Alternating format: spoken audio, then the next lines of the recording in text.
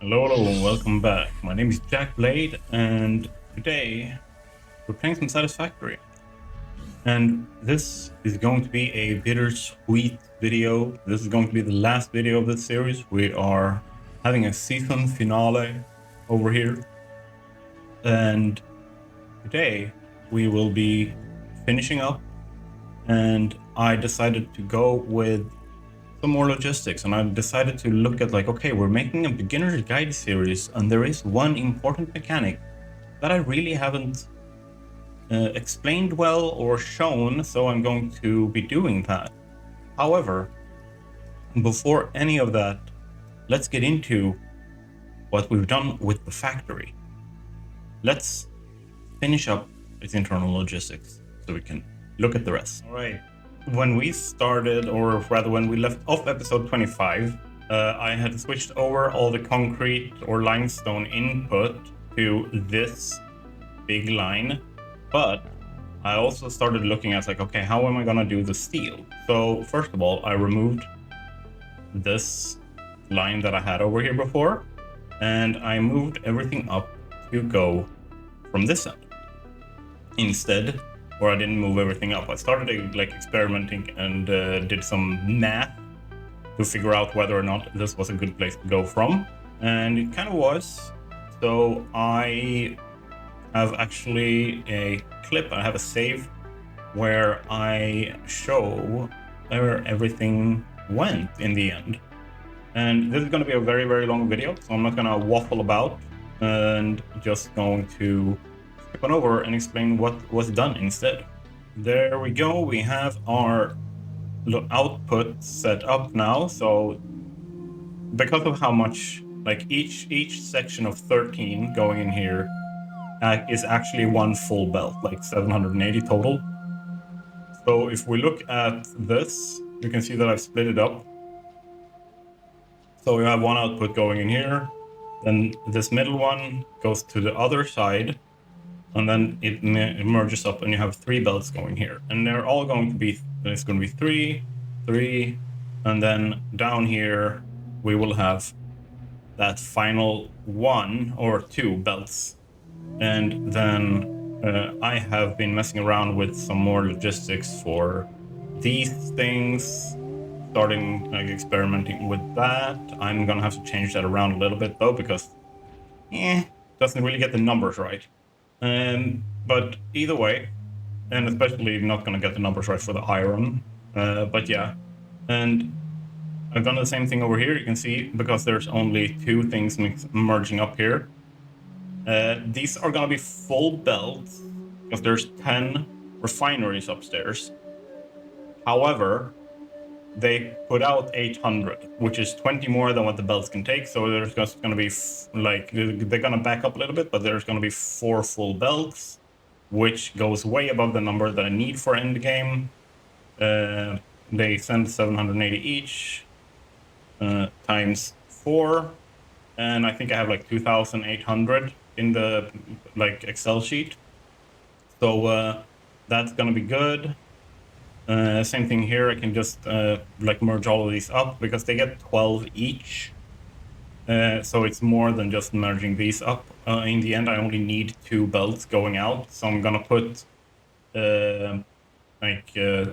take half of them, 4 outputs or 4 sections, which is 2 belts. I'm gonna merge those up and then take 2 belts and merge those up and just have 2 belts going out towards this direction.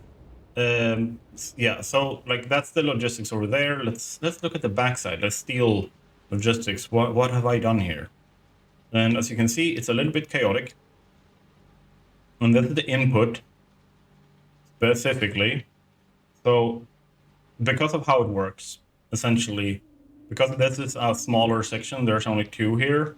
I decided to go in with okay, here's 1 belt, here's 1 belt, and then this smart splits, fills this up, and then continues down. And then I've taken in another 2 belts. I'm gonna go with the smart splitter here. You can see how I've set them up with an NE going to right and overflow heading forwards. It merges up and restocks it to a 780 belt, and then continues forward for both of them and sends them down this line so that they work down there, because on each side here we have like 6, 12, and then we have 7, 14 total there. So on this section, like with the 14, that is the highest number we need to deal with. That's 14 times 40, because that's the input of each. That's 560. So that's fine.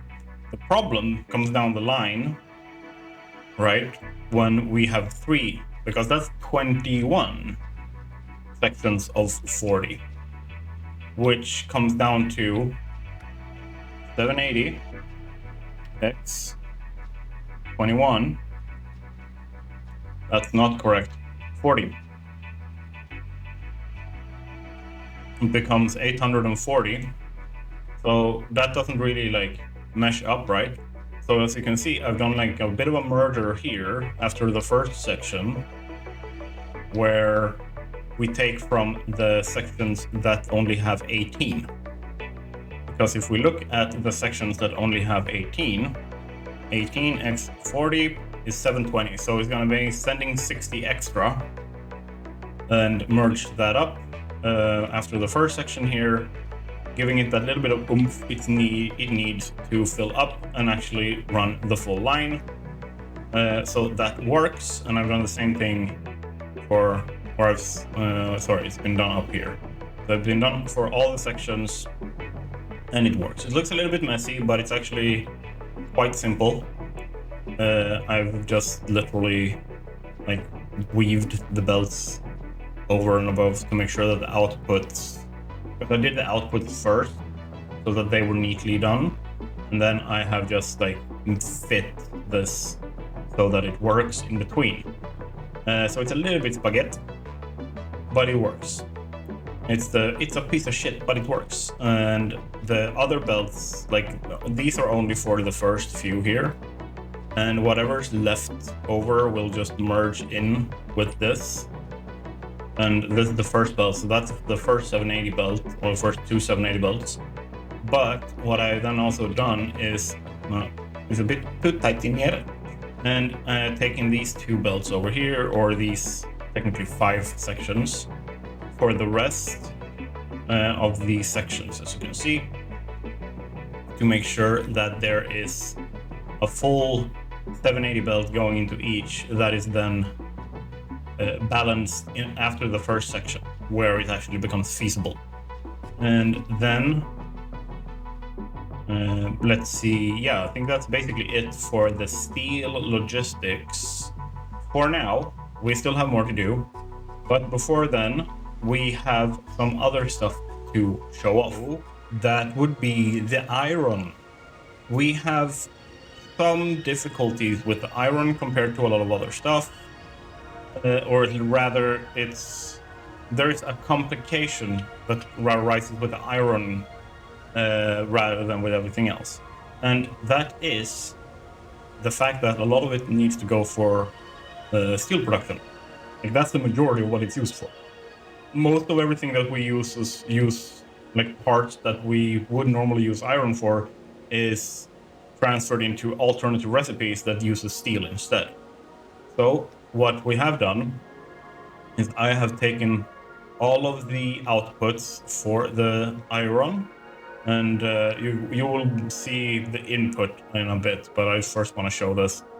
And we move everything over, and it goes down here into a belt priority system that makes sure that we have as many 780 belts as possible, because that's important both for the logistics of the rest of the world and for what we need them for in the steel section.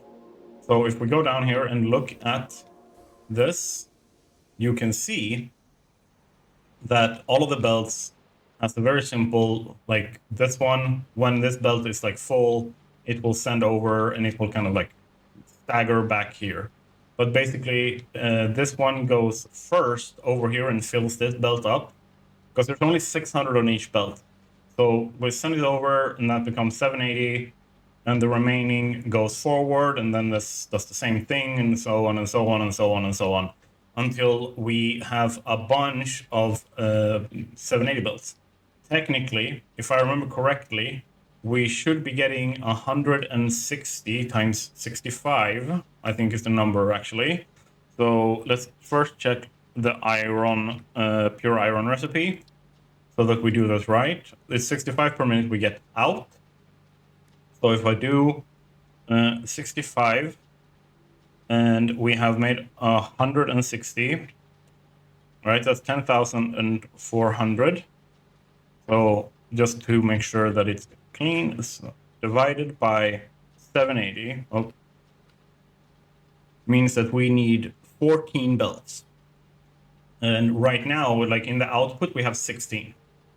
And that means that once we're done with this full merge, like the everything going down the way it should, over here is what we're gonna get is 2, 4, 6, 8, 10, 12, 14 full belts, or rather, there's gonna be one that is a third full, but I'm still merging them in like so, and you can probably understand why. Like, this is gonna be a full belt, this is gonna be a full belt, so I can pull 2 outputs from this over for what needs to feed the steel production.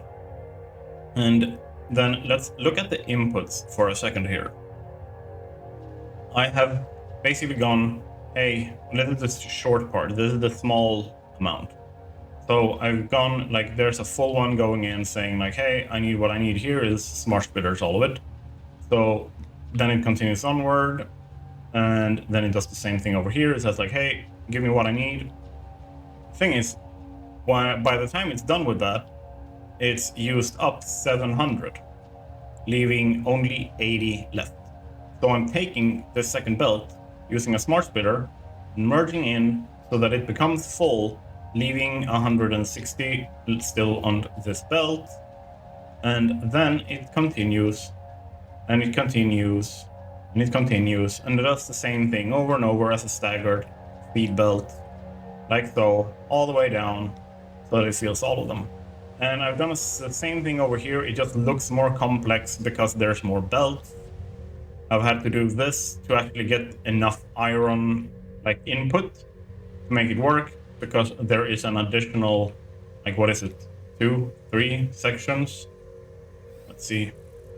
There's an additional two segments. So when this ends here, this continues and has 1 full, 2 full segments more that needs to be fed.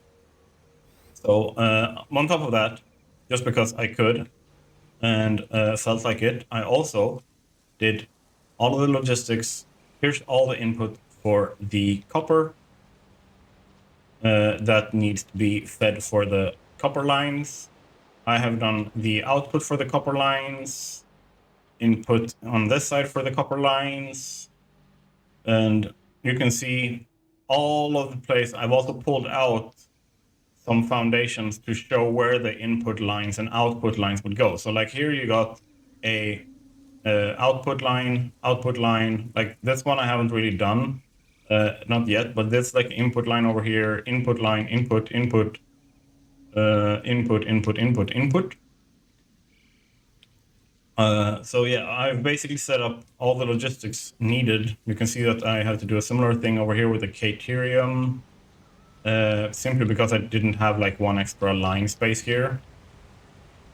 But I did try and make something in terms of like this to make it look like it's attached somehow. If I was actually continuing building this, I would make more of an effort. But yeah, essentially it's all fed the way it should be. Oh no, this is the caterium.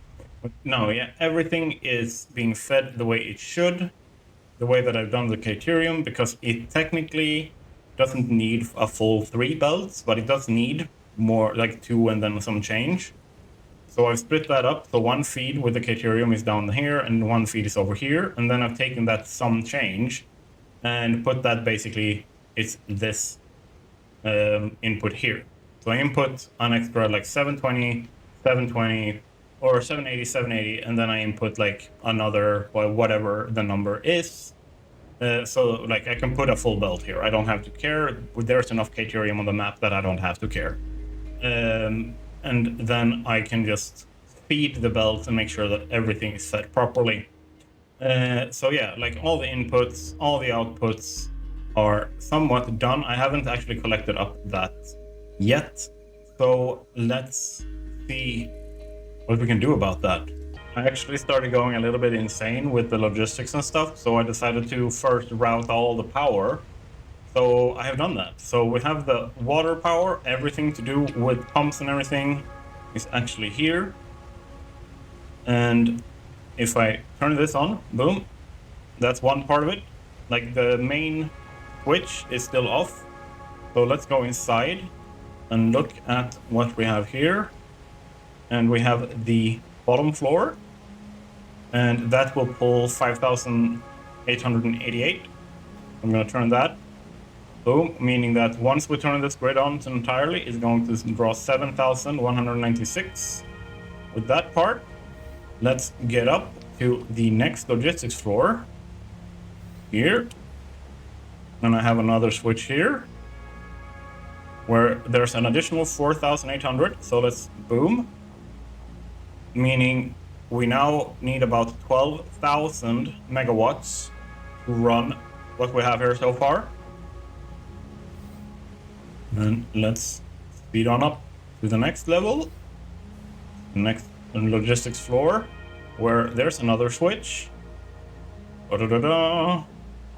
And that puts us at 18,300, give or take. Then one more final number we will get for the factory.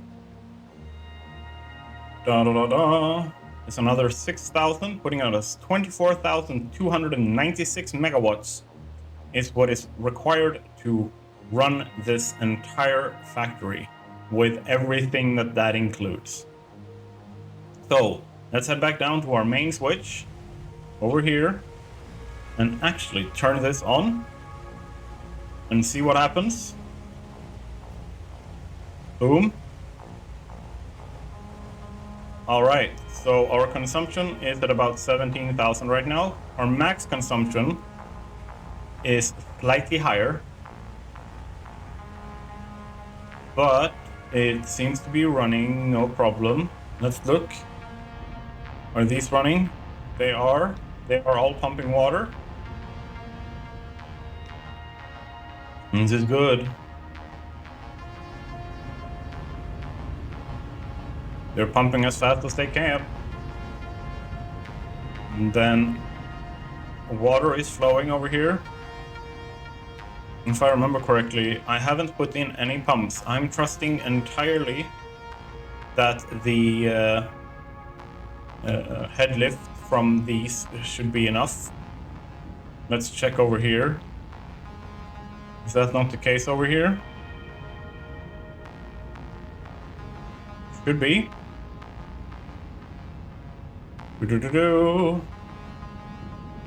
Yep.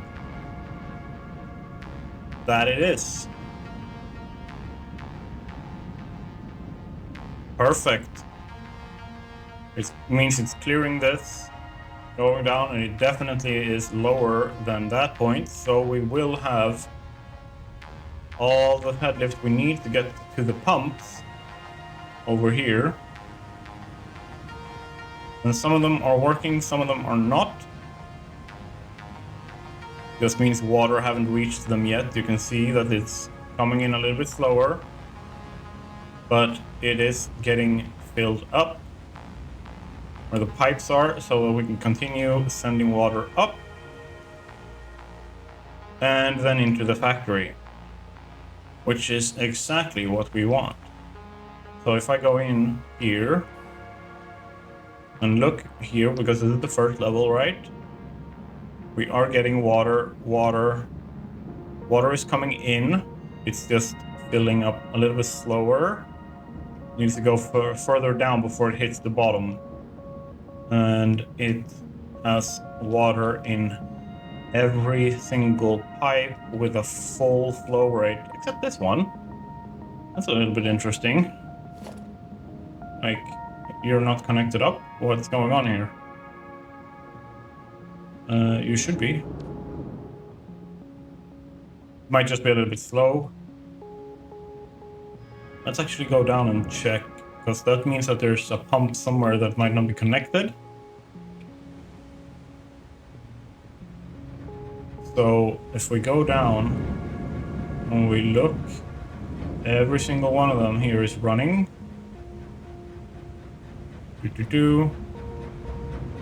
That one's not moving. Let's look. Why is this one not moving? It says it has power, otherwise it would have an orange square in the middle of the screen saying, hey, no power. But everything else here is working. So let's follow this pipe back. Right? It goes down here.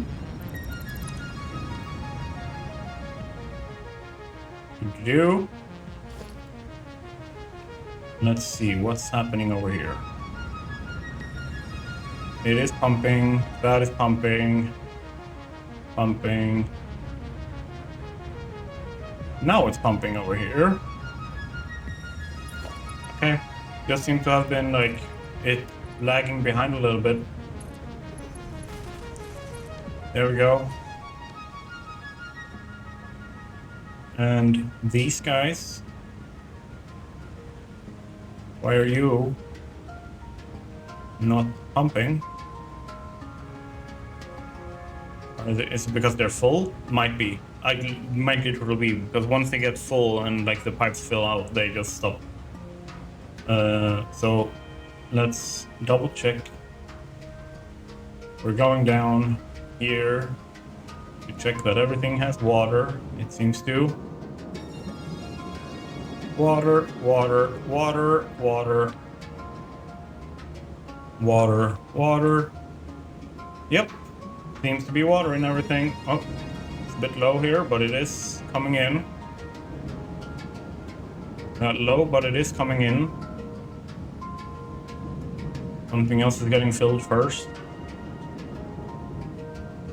And these are filled.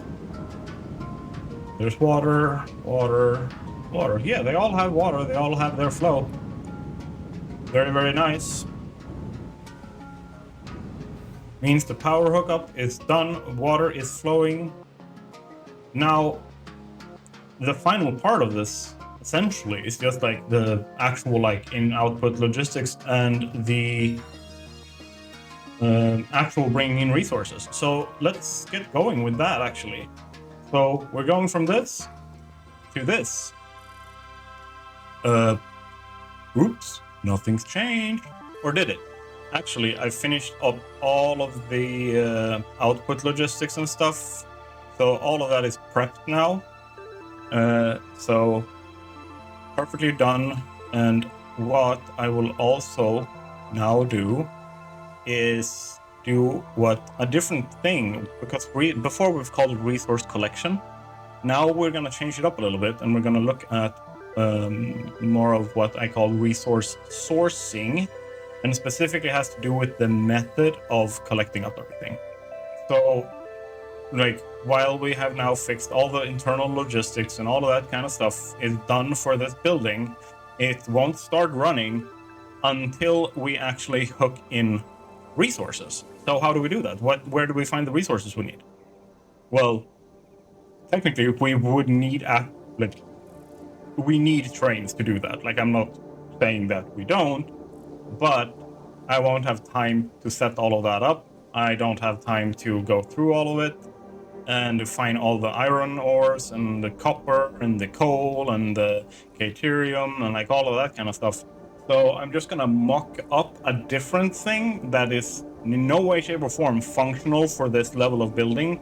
Like, I will 100% own that, but it is important, and that's super important, it is important for 1.0 because we're talking about drones.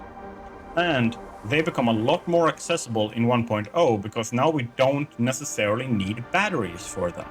But we do now, so I'm going to set that up and make it work. And I'm going to make the drones pretty much self-perpetuate their own, like taking care of themselves and feeding themselves and all of that kind of stuff. So how will that work? Well, let's first go over here, say hello, and then let's do some magic. And it's gonna be over here. So let's do some resource sourcing. Boom. Yeah. So this is what it looks like. There's an excess of storage because I would rather have resources and stuff backed up that can keep making batteries and also keep storing batteries than ending up having no batteries at all. So what have I done here? Well, I've set up this, which is a alternative recipe called classic battery that uses sulfur, aluminium, sheets. Perfect pronunciation. 10 out of 10. No comment. And plastic and then wire. We are producing 3 out of 4 automatically for these. So what have I done? I have basically gone around and I have set up some fun stuff. So let's start with looking at that. Let's head over to the wire first of all. It's over here. It's gonna look funny as shit.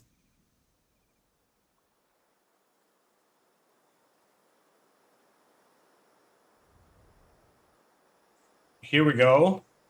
The first tower of containers. Instead of sending it into the train now, I'm just sending it straight in. So it's collecting up here and it's being sent in to the drone port, like so. And then it is sent from here over to that place. This is a secondary one that deals with batteries specifically, because like I am paranoid with the drone ports running out of batteries. So I always have like a secondary thing that's literally just like sending drones, like filling up batteries everywhere, making sure that there's no drone port without batteries. Like, yeah, my greatest fear, especially when I'm dealing with like uranium and like nuclear power plants and stuff. So I have this one over here, and I have made a pretty much like identical setup for the aluminium. Like if we look over here, just okay, I haven't placed drones on those yet. And then I have over here, I have the drones up there for the plastic by our turbo fuel, like the oil refinery. So basically, that means that I now have all of that set up. So with that said, let's check out what the main purpose of this is. It is to have a intake port, for better or for worse, of all of the stuff we need. And once again, I will reiterate, this is not a feasible setup to do this. Okay?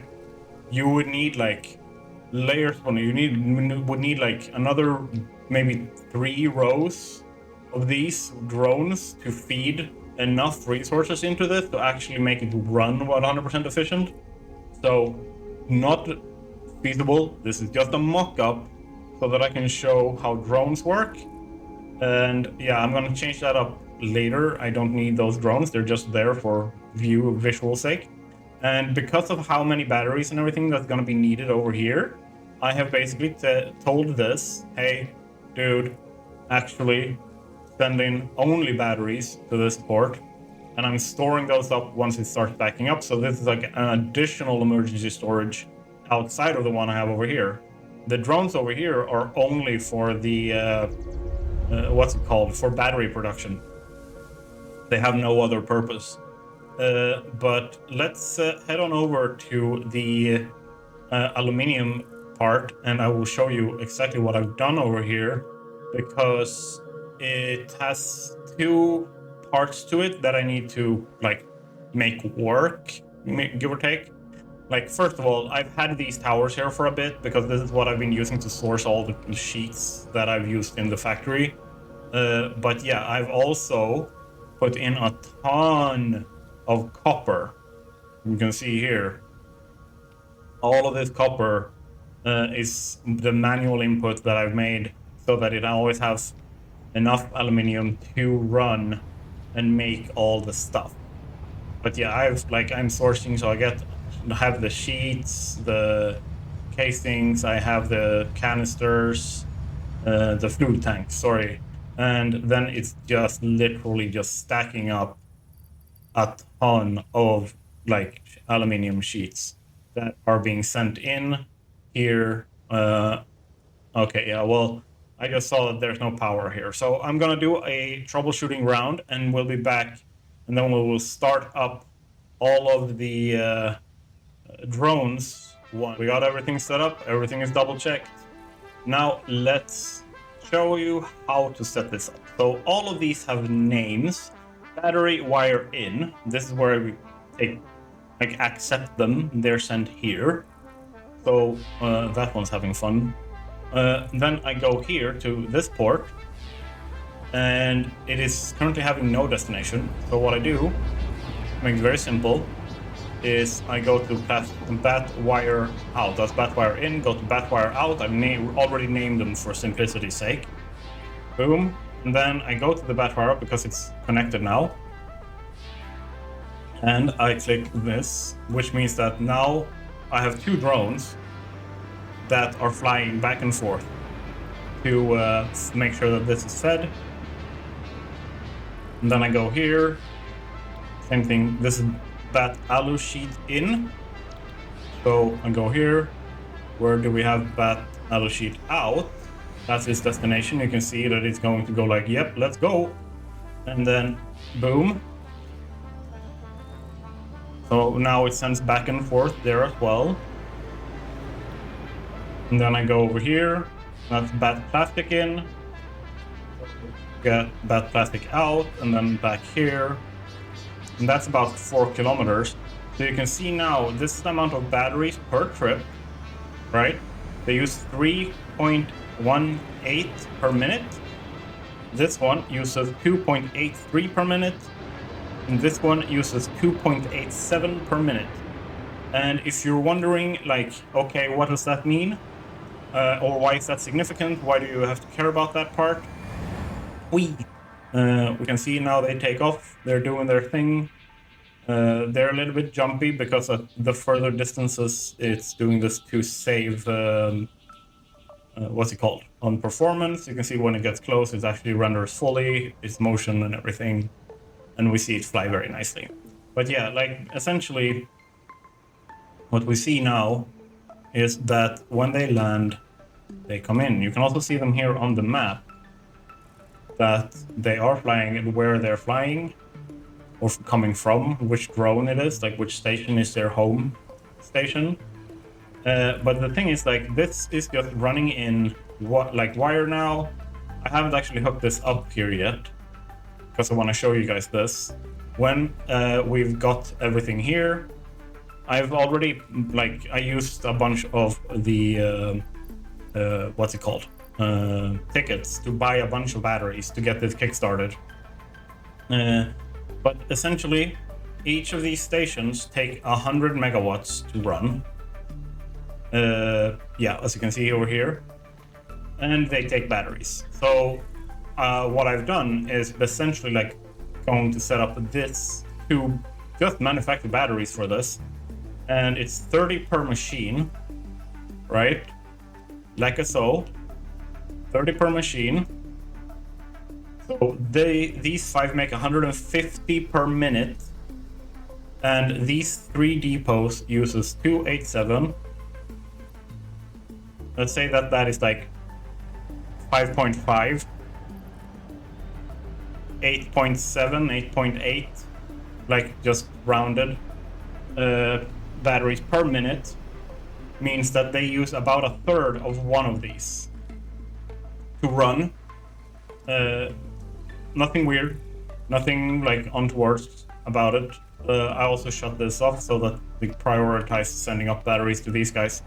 Now you can see we have started getting these in, and all I want now is to have a total, that's going to be the case, of 5 stacks of each, so that we can fill up every single machine here. And then I will start the machines. That one's not correct. Let's get you to be correct. Boom. And get you there. And connect you up. Now you are correct. And basically send in the sulfur that I'm mining from over here. I don't need to get that from a drone. That's why I started over here. So I get 600 per minute. And this essentially uses like a lot less than 600 per minute. If I use 10 of these, they would use 45 per minute. The reason why I've gone with 5 is because of the limiting factor being the wires. They can only bring in 90 per, or you only use 90 per minute per, which means that if I go for a full 10 there, I would not get what I need. Either way, this is essentially the battery production setup. There should be enough now. Yep, there are. So let's go over and do like a full launch with all of these as well. So now we'll be supplying all of the places with aluminium or with the batteries. All right, so I'm back. The game crashed because of like there's something with the containers. Like it's when I open the containers, they cause problems. Like after a while, I open a few of them. So yeah, we're back here. Let's just fix this one again. Bada boom. And let's go there. And hook that up. And let's just hook stuff in now. You're not completely aligned, so let's fix that. Then let's just go for all of these connections. These are smart splitters, so it's going to prioritize like filling one up before going to the next. Have I set these up actually? I have not. So let's start with these. Any overflow. V.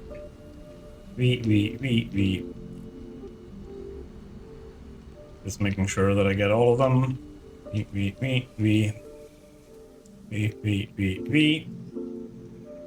And now, if I go and set, hey, that's supposed to be any, but then overflow goes there. And I copy that, go V. Now it's sending along, feeding these.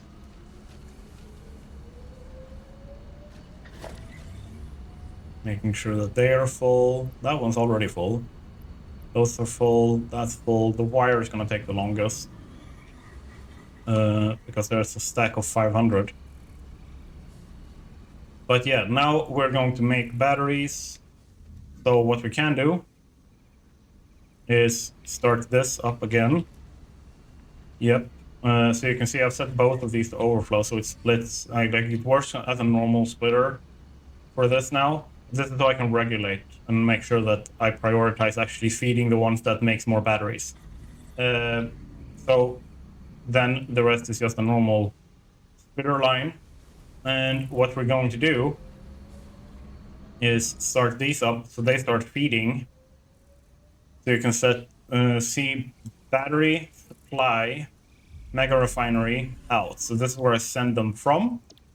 And I'm going to send them there. Mega Refinery in. And then this port, get them back here. And then I just repeat this with all of these. Butts up wire out, butts up wire in. And I'm looking for there. The wire in. Perfect. And here, this port, butts up plastic. That's not the full name. Out, like so.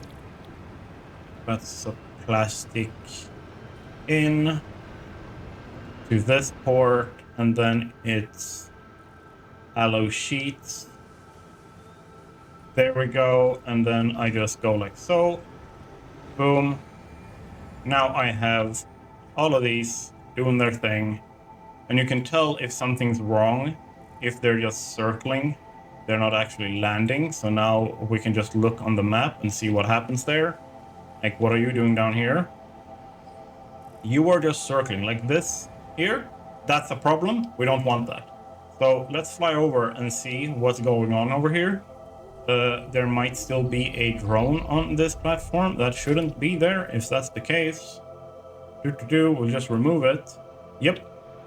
So this is close enough, and it's the highest priority. What's it called? Battery supply.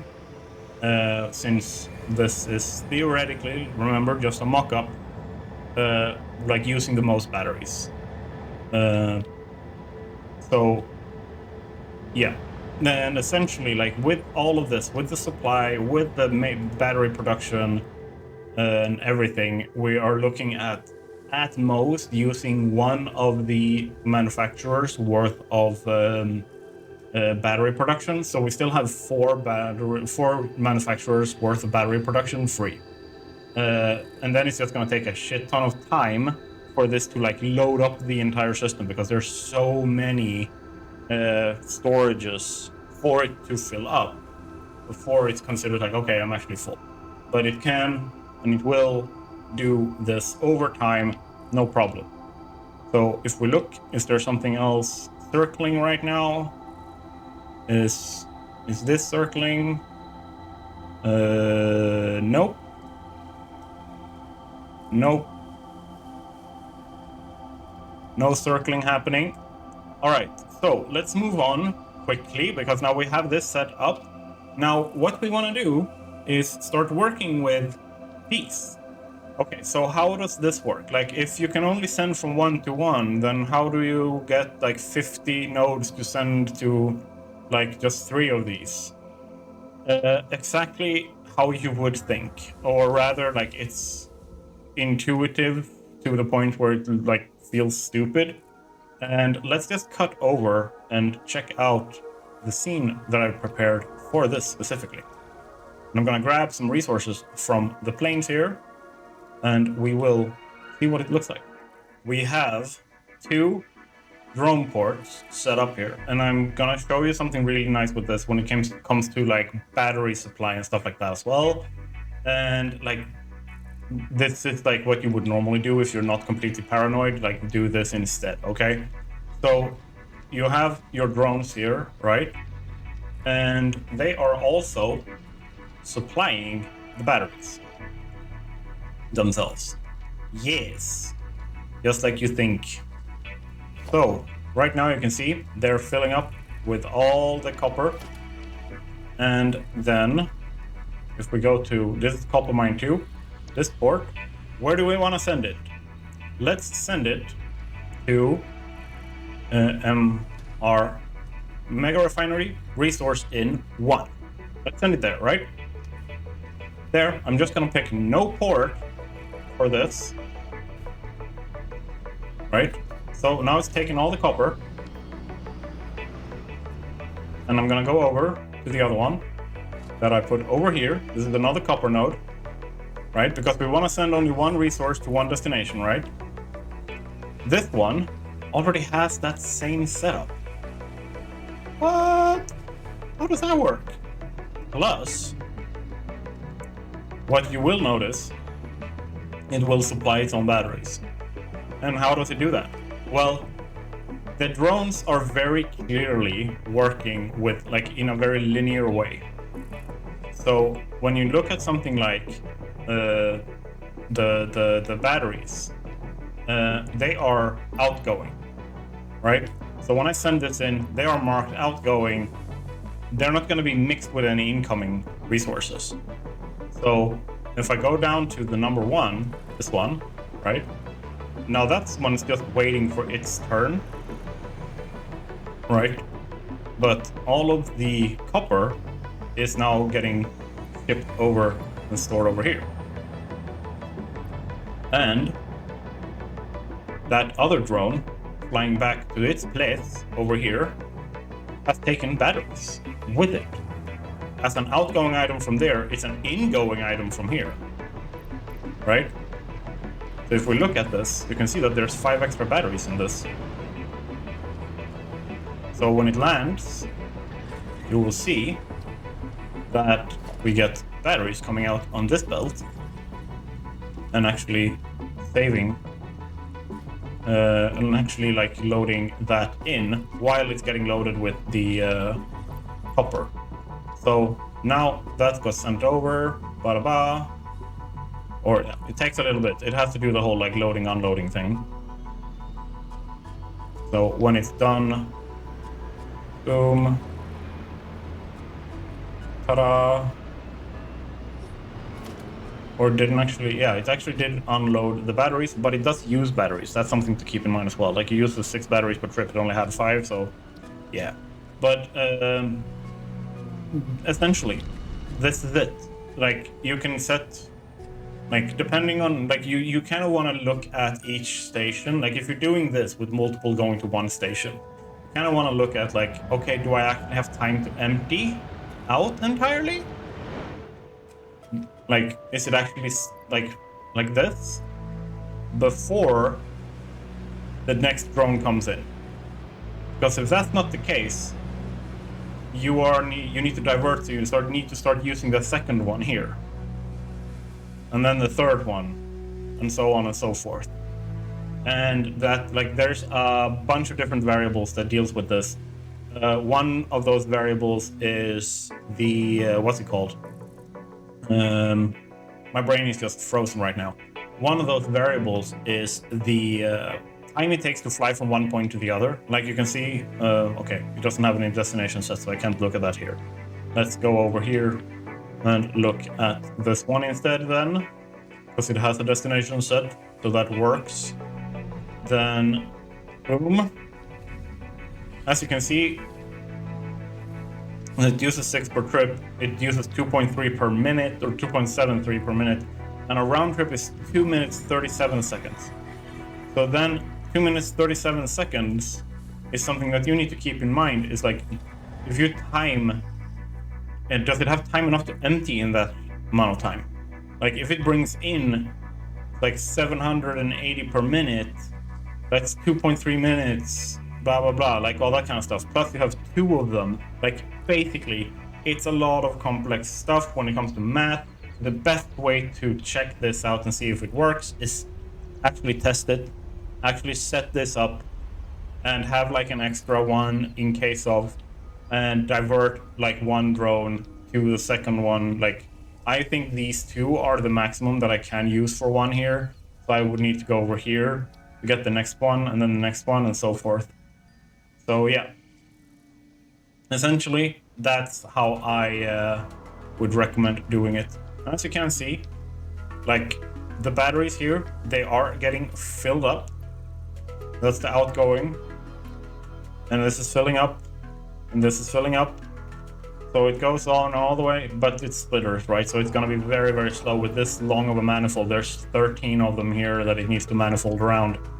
But yeah, like, essentially, this is a very quick and dirty, simple drone setup. I don't necessarily think that having this size of a setup makes any sense.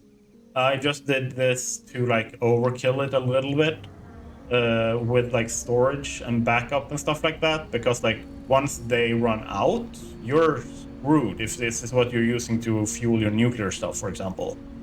So yeah, this is essentially, in my opinion, like, having at least 2 of them is like running this battery like thing minimum. But here's the big thing, and this is where we're moving over to. This is the end of the episode. Or end of the series. We are looking at 1.0. This is Sunday. 1.0 is out in 2 days. New series start and everything. And at that point, these will start using pretty much any of the fuel. So we have normal fuel, turbo fuel, rocket fuel, liquid biofuel, and ionized fuel that these can use. That is not batteries. So why would you?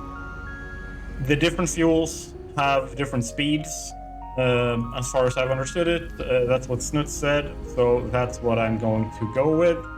And like, that means that these are available, or the drones are available a lot earlier, because normally they're not available until you can make batteries, and that means you need to have a aluminium factory set up. And with this, you don't necessarily need that unless like if we go in here, the drone, you can see that the drones need the aluminium stuff. They need like radio control units and aluminium sheets to be like built in the first place. So if that's the case, they're kind of stuck in the same place as they already were. But otherwise, it's the fuel that was holding you back. Like if they've changed the recipe that you build drones with and made it so that they don't use aluminium products, nice. That means you can start using aluminium like what would say late mid game to early end game instead of like mid end game, which tends to be the case like before 1.0. So yeah, basically that's how drones work. Use them with caution. They are gonna go everywhere and do its thing all over the place, but it will also cause a little bit of lag if you have like 100 of them flying around. I bet you've seen some of the Let's Game It Out videos. So yeah, that's the conclusion to this world.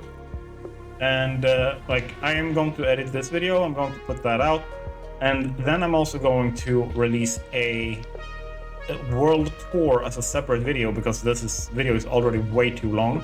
And then I'm gonna do a world tour video that is going to be like a maybe 2 minutes, 3 minute long video that is literally just like cinematic shots flying across the world a little bit. And yeah, I might do a video on like what are all the things we're expecting to change and update, or that we know is going to change for 1.0. Either way, I'm super excited. We're going to have a stream on Tuesday. I'm going to start streaming like maybe 15 minutes before the release. So the release is 5 o'clock Central European Standard Time, 1700, 5 p.m., no matter what, like whatever you want to call it. So I'm probably going to start at like 16:45 or like like a quarter to 5, 4:45 p.m. And then I'm going to stream to like, yeah, I'm probably going to stream up to like midnight, give or take, a little bit before then maybe. And then I'm going to cut down into videos, and then that is the kickoff for the 1.0 Let's Play series. And yeah, I'm so much looking forward to it. Oh, a little bit foggy there. If you want to see more of this stuff, let's see each other in 1.0. But to get notifications stuff, hit the subscribe button, hit the bell so you get notifications, like the videos, comment on the video. If you want to have chats, hop on over to the Discord. And if you want to support, like go above and beyond, then look at becoming a channel member or supporting the Patreon, so that I can put even more resources into making really nice content for you guys. And I'll see you guys in the next video.